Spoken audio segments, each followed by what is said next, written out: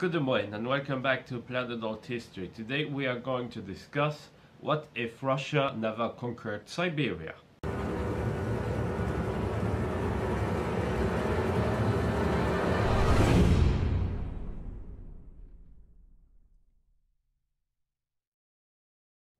As we all know, Russia is the biggest country of the world. If we look at Russia, we see Moscow, St. Petersburg, the Caucasus, maybe some other parts like northwestern Russia, and then everything that is behind the Ural Mountains, which we call Siberia, also formerly known as Tartaria. Of course, Siberia is a very broad term, and the Russians themselves, they have different names that they give to the different various regions of Siberia. So we have, for instance, the Far East, or where we have, for instance, the very important city of Vladivostok, which is one of the very few ice-free ports of Russia that exists. So it has a strategic importance in there. Well, why did Russia expand into Siberia, you may ask?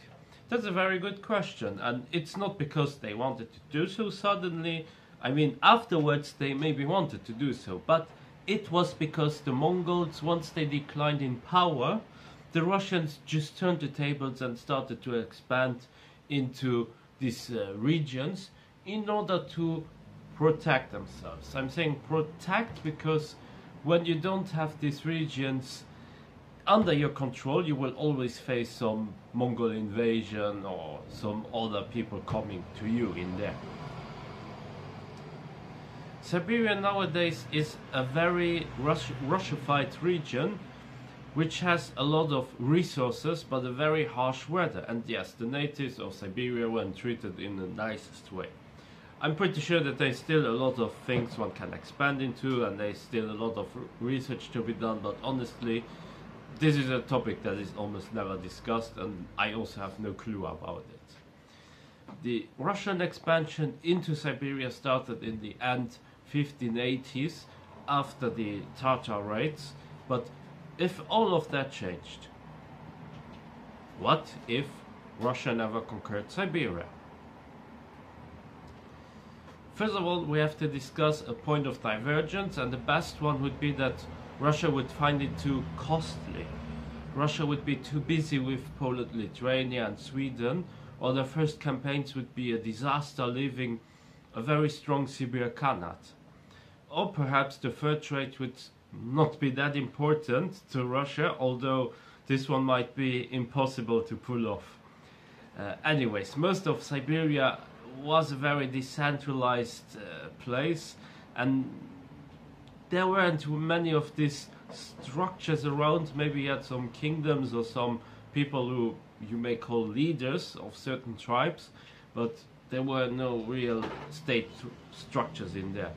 And moreover, it was also very sparsely populated, and even nowadays you don't have many people living in there, and that's due to the harsh climate that exists, and it just makes it very unattractive. You can't really grow stuff, and you're relying mostly on hunting.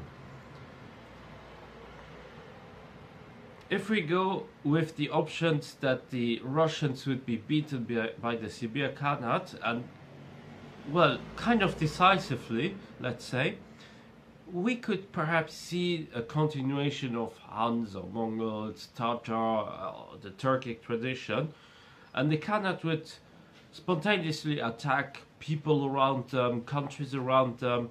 Russia would invest a lot in the Ural Mountains and build walls or fortifications. The Siberia Khanate could pick easier targets and unite parts of Siberia and even Central Asia. They could pose problems not only to the Russians, but also to other Mongolian successor states and even China.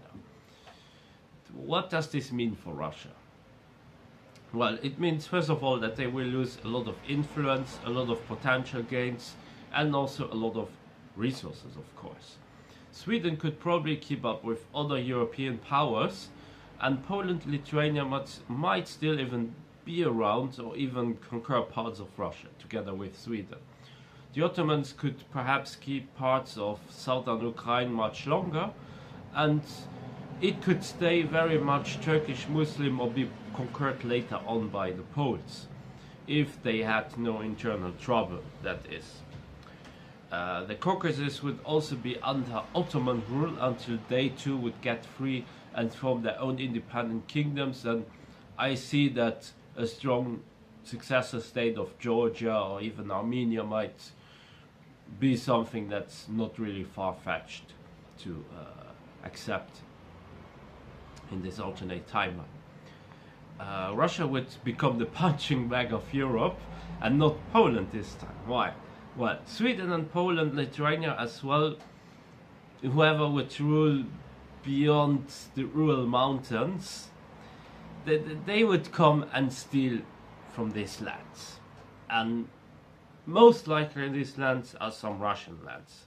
Maybe so for some time you will have Mongols again coming, or you will have a split of these Russian lands. But anyway, Sweden and Poland, Lithuania, they will at some point just see Russia as this punching bag and go and turn and take money from them.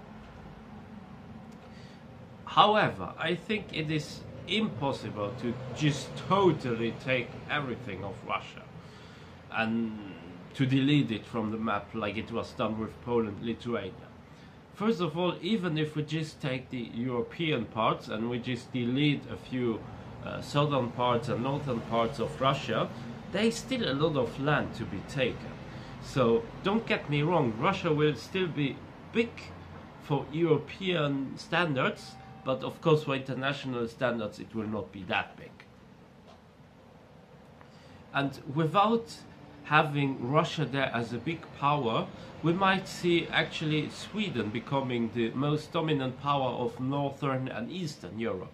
But eventually, and this is also what happened in our timeline, they would collapse and retrace to Scandinavia, whereas the Baltics, Poland and parts of Russia would become free because Sweden would be able to keep those territories, and yes, even Poland, Lithuania and parts of Germany for instance, but they would just retrace at some point because this population, they would outweigh the population percentage of the Swedes, and thus it's impossible for the Swedes to just keep it for a longer time. Without the Polish divisions, much of German history would also be different, and we may see an alternative way or an alternative rise of Germany, but probably not from Prussia. It could either be Bavaria or even Austria in this timeline. If Napoleon or someone similar would still exist, then much of Europe would be under his rule and under this Napoleonic system. But Napoleonic. Anyways. However, with all the butterflies involved and whatnot, I don't see it happen. And taking Moscow in this alternate timeline, that would be something like taking any other city. So Moscow would not be this decisive point. It would just be, yeah, let's go to Moscow, okay. Russian military strategies would be defensive, but they would not be able to just retreat many kilometers away into the deeper parts of Siberia. And I believe that the winner of Northern and Eastern Europe would actually be Finland, because they would be able to get much of the territories which they consider Greater Finland, and much of the Finnish or Finnic, Ralic people, they would enjoy being under Finnish rule and not under Russian or Polish or Swedish rule, for instance. And now let's see what might happen in other parts of the world. And I'm speaking about California and Alaska. They would not exist in this form as we know it. In our world, the reason Spain colonized Alta California in the 1770s was because they were afraid of how much Russia was doing in the area. Russia even had a fort in California called Fort Ross. Thus, California isn't settled by Spain. Mexico has their independence with California still an unsettled frontier, or even not. And the Mormons, instead of settling around the Great Salt Lake, they would probably push on to California. Alaska would be British, as the Russians, they would never come there and sell it to the US. and from there on the Brits may get a bit further and even claim parts of Kamchatka and a bit more, while the Chinese would have parts of what is now the Russian Far East. And Japan may also have a piece of their cake.